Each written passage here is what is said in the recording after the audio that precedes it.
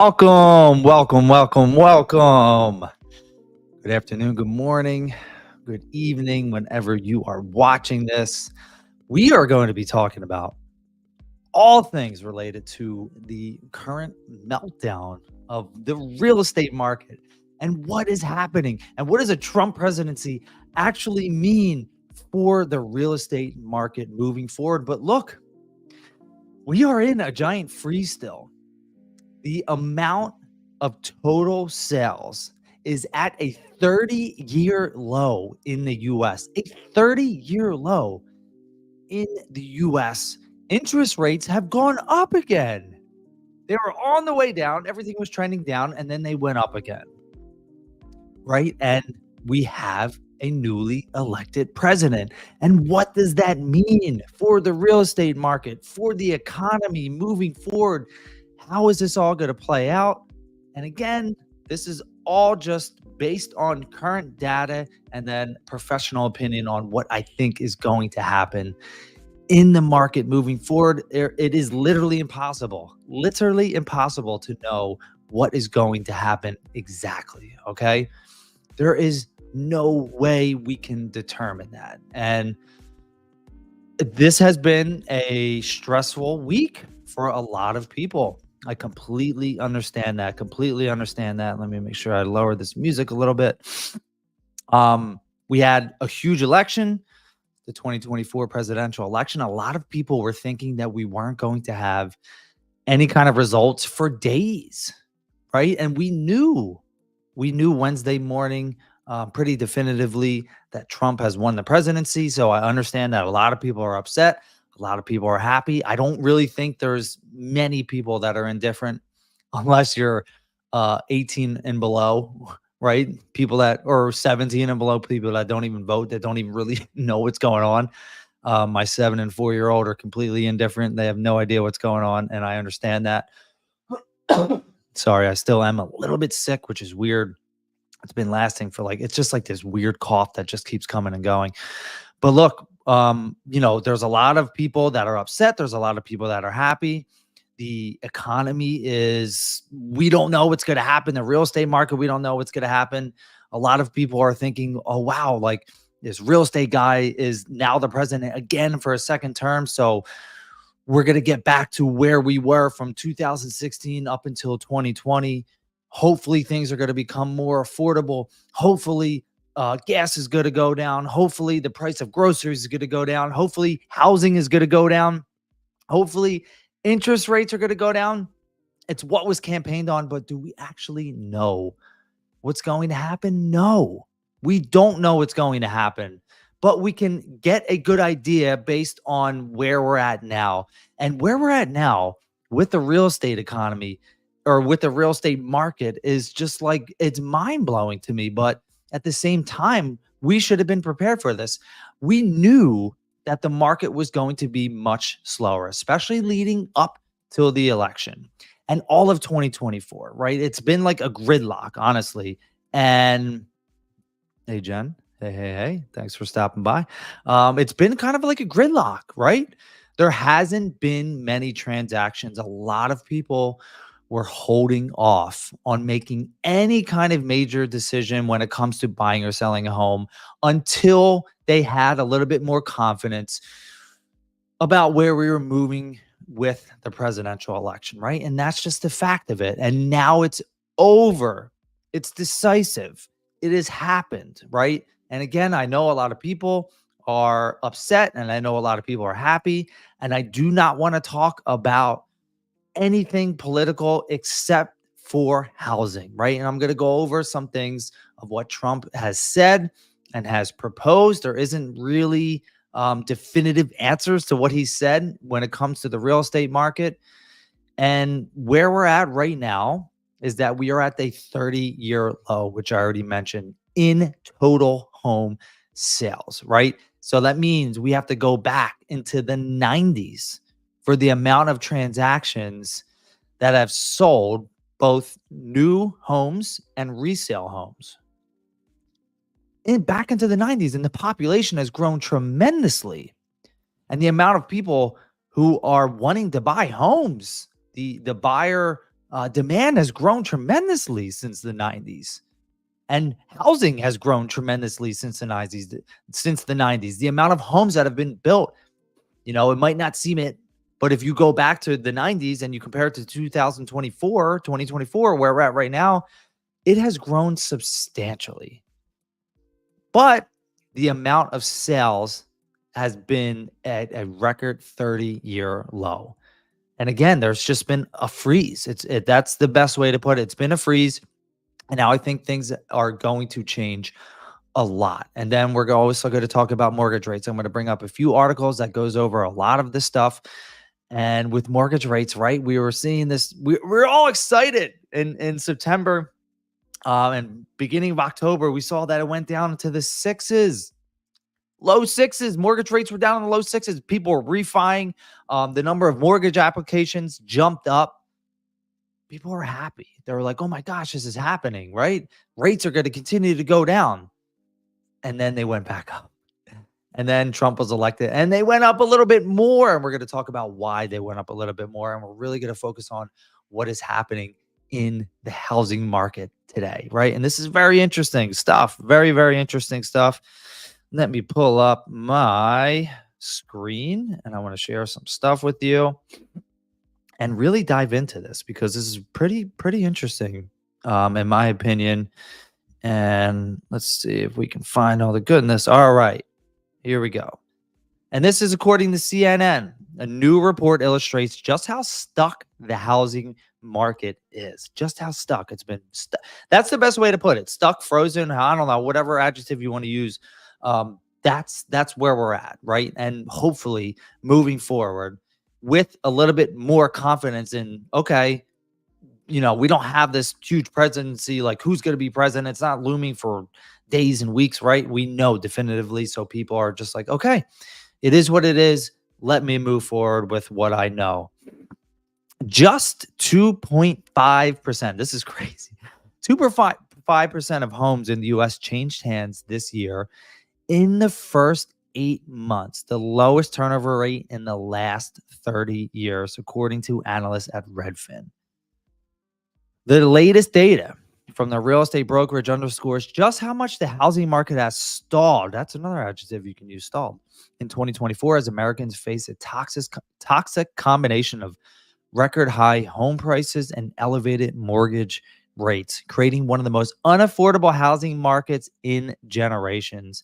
A rate cut by the Federal Reserve this month has fueled hopes that the interest rate sensitive housing market will soon experience a fresh jolt. And that's it, right?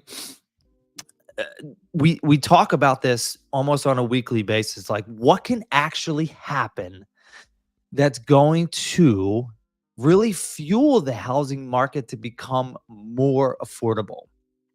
And interest rates are, in my opinion, the number one way to reduce the cost of housing, right? And I don't mean housing prices, right? Because housing prices are simply supply and demand, okay?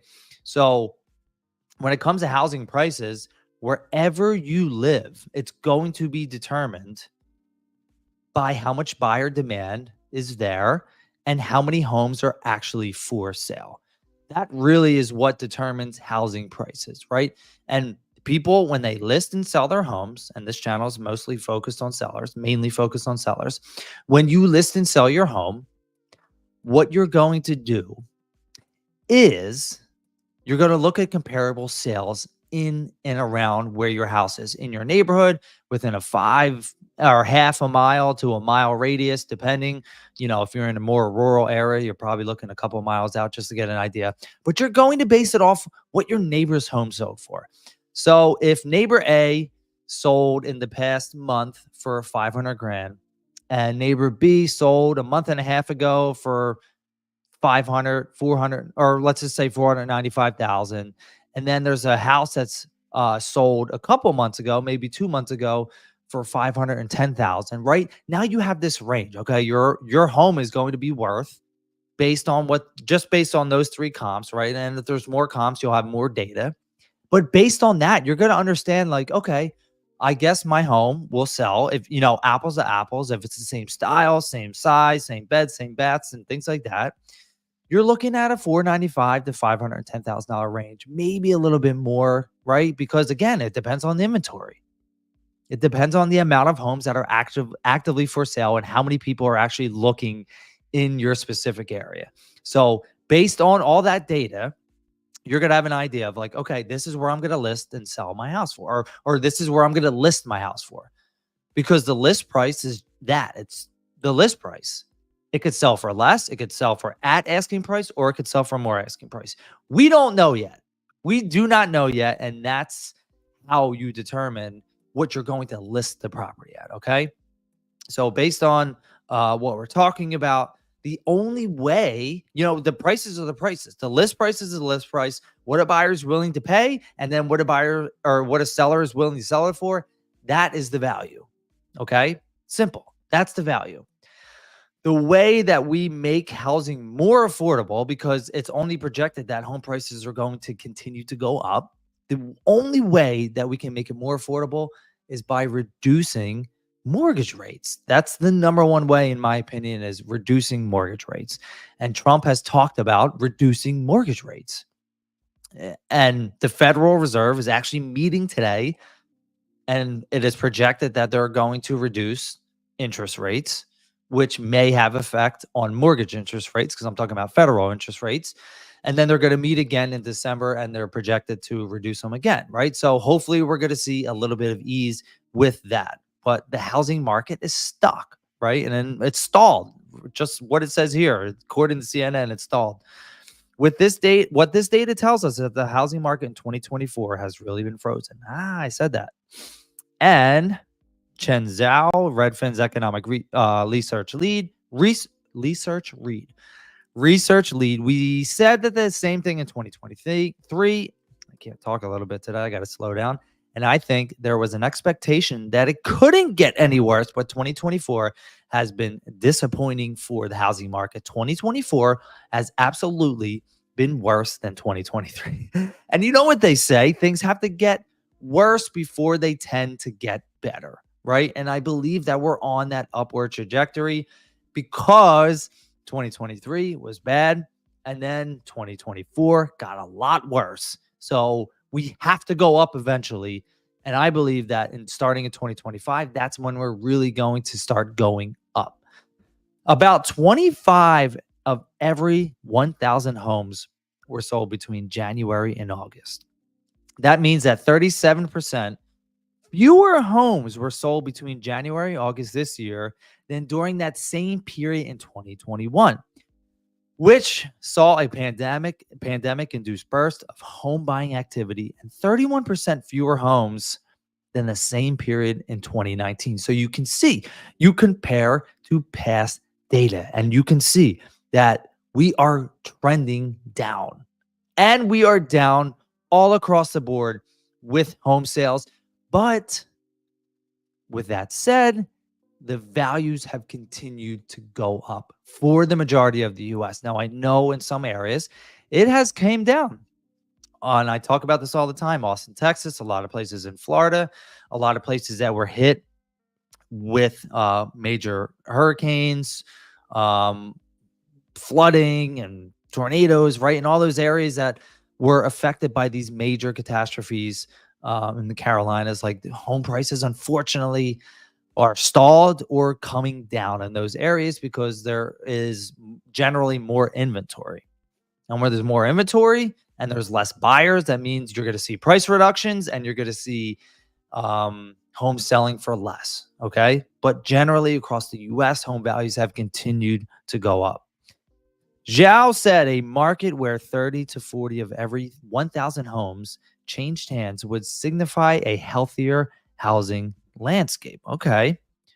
Can we get back there, though? That's the big question. Can we get back there? Of course, one of the main reasons that fewer people are buying homes now is that there are fewer homes for sale. We are in a housing inventory crisis, and it's been that way for the better part of 2 years, really. We have seen so many less homes actually come to the market. Not that they're not selling, because in a lot of areas, especially where I am in greater Philadelphia, we have been seeing an extreme housing inventory crisis, meaning that there is so much buyer demand here for the vast majority of the area. For the vast majority of the area, there's a very, very strong buyer demand, but there is not nearly enough housing to satiate the buyer demand, right? So generally, in especially like in my school district of Downingtown, if a really nice home comes up that's move-in ready and it's priced well, it's selling in a matter of days still, right? And it can still have multiple offers and still go for above asking price and all those things. But, the other market I work in, the Pocono Mountains, it's not the case at all. There are some pockets of the Poconos with like 9 months of inventory. 9 months, right? It is a buyer's market up there. So if you are looking in places like that it's more of a buyer's market, you have a lot of choice, which is great for a lot of buyers, but everything in real estate is local. Everything in real estate is local, and it's area by area. Of course, he goes on to say, one of the main reasons that fewer people are buying homes is that there are fewer. Just 32 of every 100 homes were listed for sale in the first 8 months, the lowest level since 2012. Whew, the earliest year that Redfin has listing data available. Where you live makes a difference. And it says it right here. I say this all the time. Some areas have suffered a bigger slowdown than others. Homes in suburban and rural areas changed hands slightly more often than those in urban areas, according to Redfin. Geography matters. 7 of the 10 metro areas with the lowest turnover levels this year are California. Los Angeles saw the lowest turnover rate of any metro area and analyzed by Redfin, with just 15 out of 1,000 homes changing hands, a 32% drop from the same period in 2019. Wow. So that's pretty significant. In a place like LA, wages aren't keeping up with housing prices. That seems to be the case pretty much everywhere, that wages are not keeping up with housing prices, and I talk about mortgage rates making things more affordable for housing, but another thing maybe it's a close second with, I guess it would be a close second is wages keeping up with housing prices, right? If people make more money, if they add more value at their jobs and they're making more money and the companies will pay people more, that's another way that makes housing a little bit more affordable. Excuse me. So Jeremiah, realtor, there is not much that new construction inventory hit in the market, and when it does, it's not in entry level prices. I say this all the time about where I'm at too. We are seeing new homes being built, not enough new homes, but it's not really entry level. Unfortunately, it's not really entry level, and there's a lot of entry level buyers out there that are starved for homes in the 200,000 price point or the 300,000 price point, or even the 400, low 400s.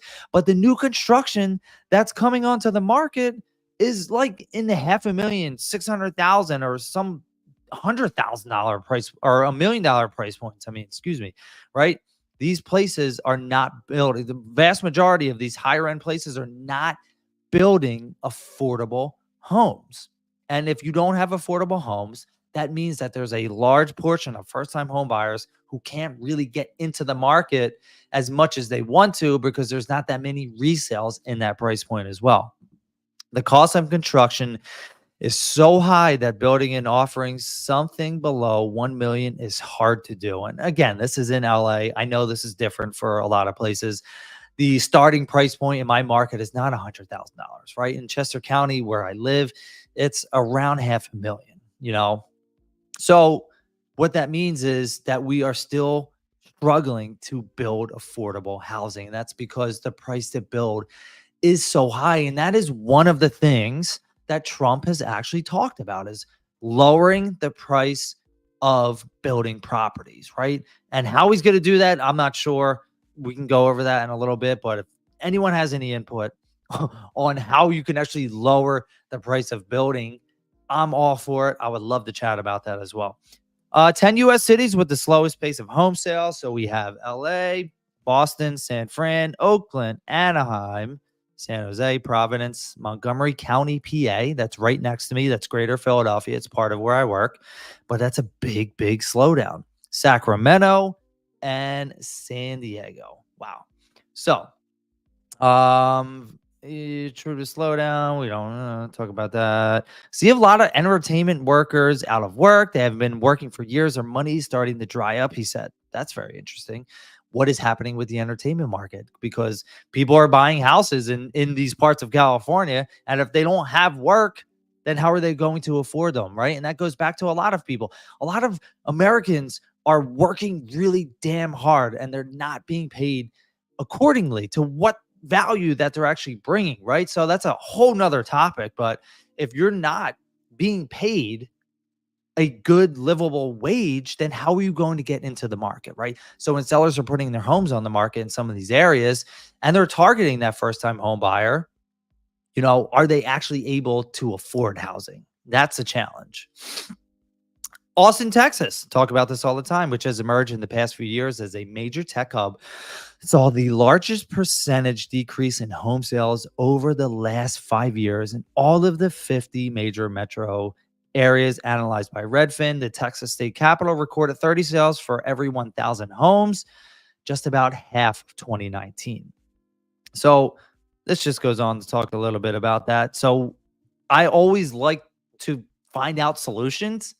And I love that this article actually talked about reviving the stagnant housing market and what you can actually do, or what can actually happen. So mortgage rates have steadily fallen in anticipation of further interest rate cuts from the Fed, dropping to 6.08%. And this article actually came out a little few weeks ago. I believe it's about a month ago, but it's a really good point that interest rates have gone back up since then, right? Now they're in the low sevens. Week ending September 26th, but again, they have gone up. While that's a significant decrease from the recent peak of 7.79 hit last fall, it's still higher than average mortgage rates in the 14 years between 2008 and 2022. So most Americans who locked in on lower mortgage rates between 2022 and before 2022 have been unwilling or unable to list their homes for sale because doing so would presumably require them to buy a new home at a much higher interest rate. And that's another aspect of it. That's another big aspect of it, because most sellers are going to be buyers as well. The vast majority of sellers who list and sell their home have to buy another home, whether it's in the same area or a different state. They have to buy a home, the vast majority, right? There's a very small percentage of people who don't actually need to buy another home after they sell. And the people who have bought prior to 2022 or refied prior to 2022, maybe they bought 20 years ago, I don't know. They're in these low interest rates, very, very low interest rates. And they don't want to give up their low interest rate to buy something else with a higher rate and with their monthly expenses to be that much higher. Excuse me. Come on, doggo. I hope you guys, let me shut my door so you can't hear it. That's how you know we're really live here. Come on, Jenny. Come over here and tell the dogs to be quiet. According to a Consumer Financial Protection Bureau, nearly 60%, this is wild, of the 50.8 million active mortgage rates have interest rates below 4%. Look, I have a 2.625 on this house that I'm in now. It makes it almost impossible for me to sell this to buy something else, because I'm going to be buying in 6.5. And then I'm going to have to keep trying to chase that refi dragon for years, right?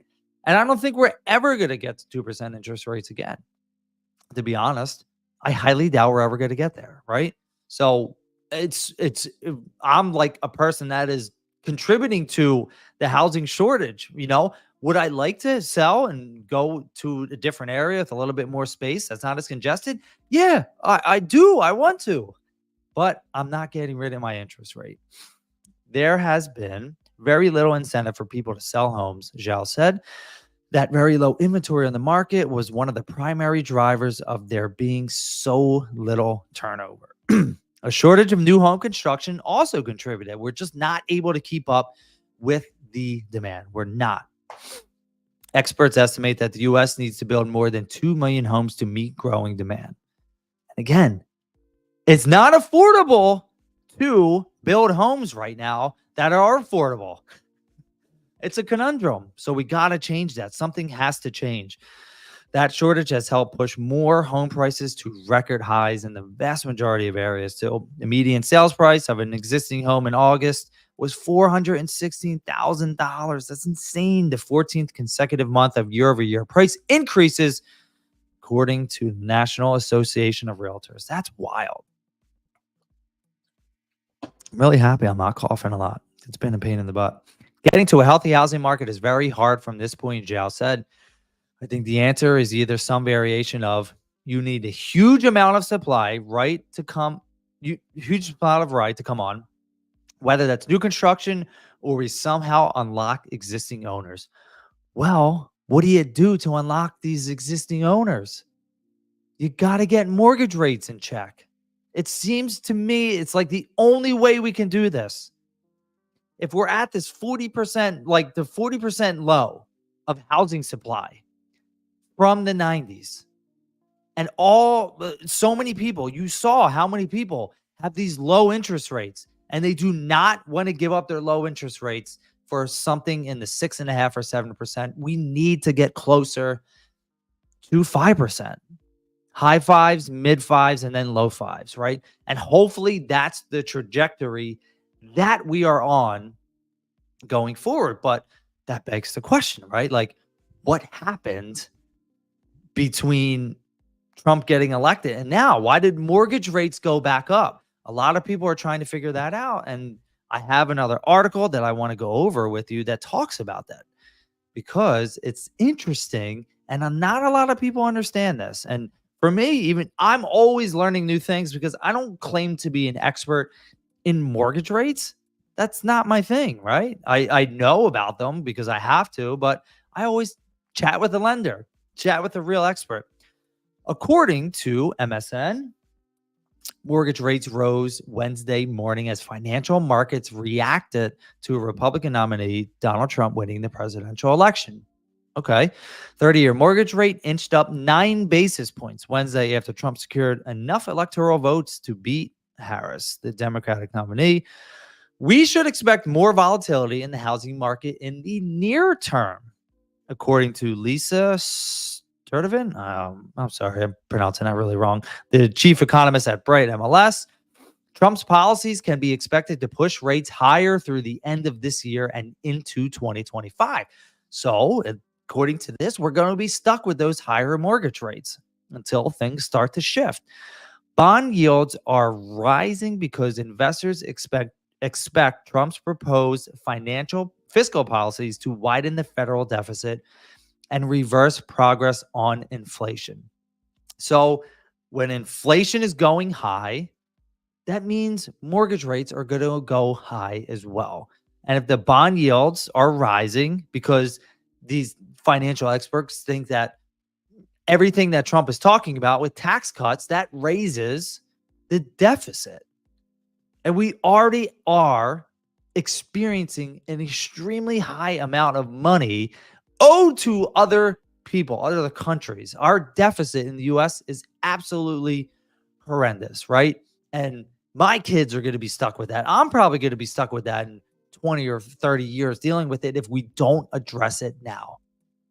The deficit that we are experiencing right now is out of control. It's absolutely out of control. And these economists believe that Trump's fiscal policies are going to raise it even more, right? And a lot of people studied it. And they were saying the same things, okay? Mortgage rates rise and fall in tandem with the 10-year Treasury note. And the yield on the 10-year Treasury note has jumped higher following Trump's victory. So the question is, when is it going to come down? For his part, Trump has vowed to bring down housing costs, which is great. That's another thing I want to talk about, which include mortgage rates. Mortgage rates have surged under President Joe Biden's administration as the Federal Reserve embarked on a battle to control rampant inflation by tightening monetary policy. So they were thinking like, hey, if we rise rates, maybe people won't be spending as much money and we will get inflation in check, right? So inflation is in check currently, but the cost of goods is still extremely high. Still extremely high. In a recent rally in Arizona, Trump said that he's planning to drive down the 30-year mortgage rate to 2% very fast to help average American homebuyers and homeowners looking to refi. I don't know, man. I don't know. I don't see it happening. I don't know what he's going to do or what policies he's going to enact that's going to get down to 2%. I think those days are gone. I I don't know. I hope I'm wrong. I do. I want people to be able to buy. I want people to be able to afford housing. But if low interest rates go that low, how many people are going to be unlocked from these buyer pools that want to buy a home? A ton. And you know what that means? When there's a ton of buyers out there and there's not enough inventory, home prices are going to skyrocket even more. Home prices are going to shoot up even more. He also falsely claimed that the 30-year mortgage rate was averaging 10, 11, 12%. I don't know why I said that. The 30-year rate was last 10% in 1990. Maybe he was saying that it was potentially going to go up there if Harris was elected and stayed the same.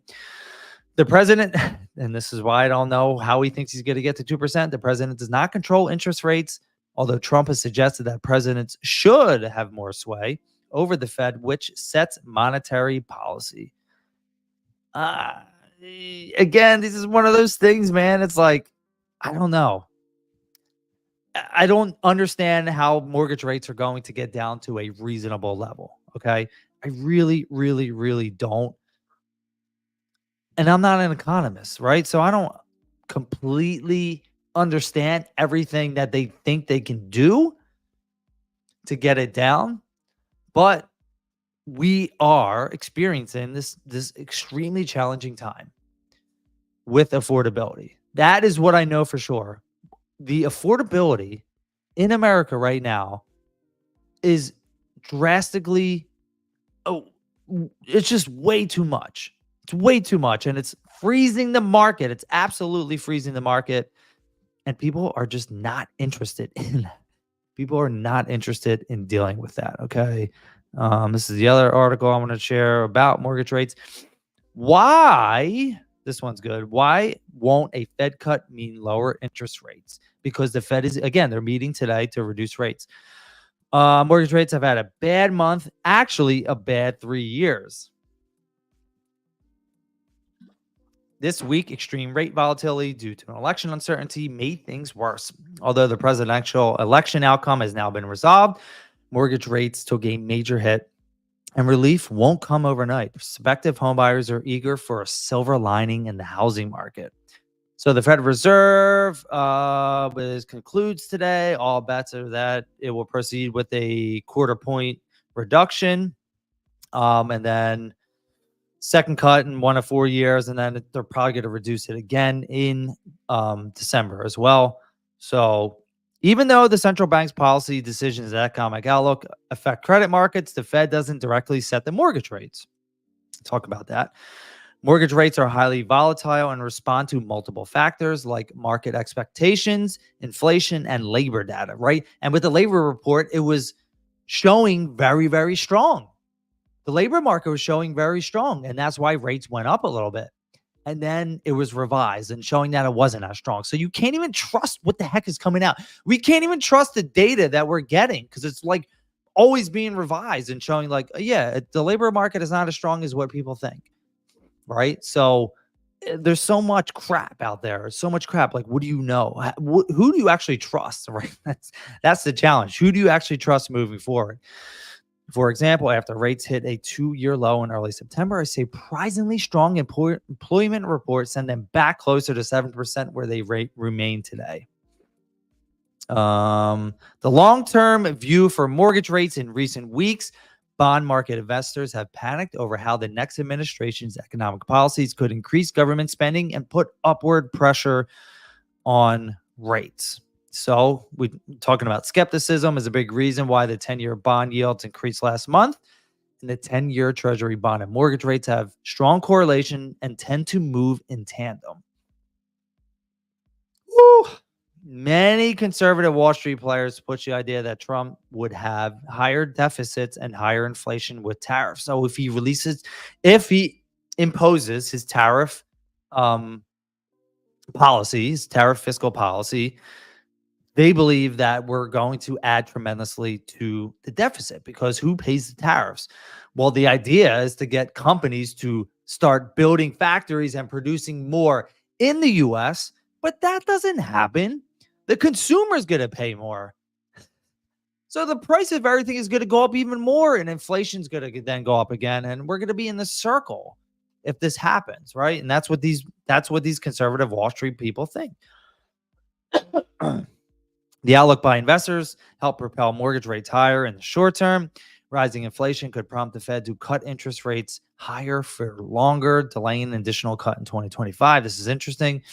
In the long term, however, multiple future cuts and weaker economic data will help mortgage rates fall. Experts also don't know the new low for mortgage rates. It could be 4% or 5% or 4%, but it all depends on the economic outlook. Regardless, a return to pandemic levels of 2 to 3% is highly unlikely. Okay. And we talked about that. It's highly unlikely. We will get back to that again. Okay. I'm sorry. I know a lot of people want that. I get it. And it's just not looking that way. There isn't much to be said for mortgage rates going down to 2 or 3%. Again, I have another article up here that I want to pull up because I really want to talk about how Trump's policies are actually going to affect the housing market, right? Because a lot of people are wondering about that. He says a lot, and can he actually back up what he says, right? Because a lot of people voted on what he's saying for the housing market and for the market in general and for immigration, right? But when it comes to housing, it's like, okay, if you talk about it, can you actually back it up? Trump says he will create tax incentives, and this is going to what his housing policy is. Again, there's no official outline of it. So people are just taking parts of what he has already said and putting them together. He says he will create a tax incentive for home buyers, cut unnecessary regulations on home construction, and make some federal land available for residential construction, though the campaign's platform doesn't include any details. And this is to me, I hear this, I'm like, why are you not going to put any details of what you're going to do? Because of housing was so important, but I guess it didn't matter in the end, right? Because he got elected. He also claims that he will lower housing costs by reducing inflation and stopping illegal immigration, setting aside the fact that many candidates' policies will require support from which the next president may not have. Here's a look at some of the key ideas. The immigration crackdown, I've been hearing this, and it's very confusing to me because essentially his campaign, they've reportedly tied the nation's housing woes to immigration, suggesting mass deportations will ease the demand for homes, thus making housing more available and affordable. So I don't know if you know this, but someone that is here illegally and undocumented, they are not buying houses. You cannot get a mortgage if you are an undocumented immigrant in the US. I've never seen it. I don't know any case of where an undocumented immigrant is getting a loan from a lender and purchasing a home. So how are the people, these immigrants that are here, taking up all this housing and driving home prices? Maybe they are affecting the rental market a little bit, but they're not driving up the price for rentals because it's not like they can afford extravagant amounts to pay for rent. I live in an area with a very high immigration number of immigrants here, right? In my county, in where I live in Downingtown, in Coatesville, in Kennett Square, in Chester County, Pennsylvania, there's a high number of immigrants, right? And they all work. They're all doing the jobs, right, that most Americans don't want to do, but they're not buying houses and driving up housing costs. Uh, I, maybe they're talking about like bigger cities. I don't know. It's so confusing to me because from what I see, and I guarantee if you talk to a lot of different real estate agents, real estate brokers, they're going to say the same thing. Is like undocumented immigrants are not buying homes and driving up home prices. Trump long focus broadly on undocumented immigrants as a core political issue. But when it comes to housing policy, his campaign has also pointed the fingers at immigrants who are legally in the country too. Okay, well, if you're here legally and you're able to buy a home, I mean, you're just part of the buying pool, right? His running mate, Vance, has blamed Haitian immigrants living in his home state for causing a housing problem. Again, I think this might be more geared towards rentals and rental prices, maybe, and the lack of rentals that are available for rent because there's so many immigrants living there. I don't know, right? But what I do know is that it's not affecting housing prices and it's not affecting people getting mortgages and it's not driving up mortgage interest rates and it's not making housing more unaffordable for people unless there's something I'm missing, which obviously can be the case as well. Chris Herbert said in a statement that rising interest rates and the pandemic era spike in housing demand are to blame for rising costs, not immigrants. Yeah. I mean, it's not, again, I don't know. I don't know where they get this shit from. While immigrants do add to overall housing demand, mainly rental markets, they cannot be blamed for the recent surge in home prices and rents that took off in 2020 and 2021 as immigration reached its lowest levels in decades due to the pandemic. Again, yeah, that's big. Harris, well, obviously that doesn't matter anymore. This was the other interesting thing, and I heard this on a podcast, and I was doing a little research into it. But it is the zoning and federal lands. Very, very interesting stuff. You want to watch this and listen to this. Among the few things the two candidates do agree on, easing up on zoning laws and using federal lands to build more homes. Trump has pledged to tackle zoning and other construction regulations in order to accelerate housing production, though his platform doesn't go into detail. I heard on the podcast today that there is a lot of federal land owned in the West. A large portions in Nevada and California and Colorado and Oregon. There is a lot of federal land that is owned by the government. Now, I don't exactly know how it works, right? Because every state is different. But with the zoning, they're thinking about taking this federal land and building more houses, which I know a lot of people don't want more homes built. They want to keep their area the way that it is. They want to make sure that it's preserved, right? If you live in these more rural areas and you live in nature, you know, and you love it. And this is like the battle that happens in my backyard all the time. People hate buildings. People hate new construction. They hate apartments being built and townhomes and single family homes. Very, very few people understand how much we actually need it. And I get it as someone that lives here too. I don't want a bunch of new homes, right? Because I love the beauty. I love the nature. I love the farmlands. I love the rolling hills of where I live. You know, it's part of the reason why I want to stay here. But I also truly understand the fact that we need more housing. And we're not even close to the number of new houses necessary for the amount of people who are coming here. The population is growing. More people are moving here. I completely understand it. Harris doesn't really matter anymore. Don Simpson, the vice president of Public Lands Foundation, said that the laws were set more than 20 years ago to give Nevada authorities the ability to buy federal land at below market rate for affordable housing. Simpson said there are other small parcels near places like Barstow, California, and Boise, Idaho, where this could be replicated on a limited basis. Nicholas Irwin, University at Las Vegas professor, said the 2010 homes said that 210 homes will hardly make a dent. Yeah, exactly. In the 75,000 unit shortage that Nevada sees.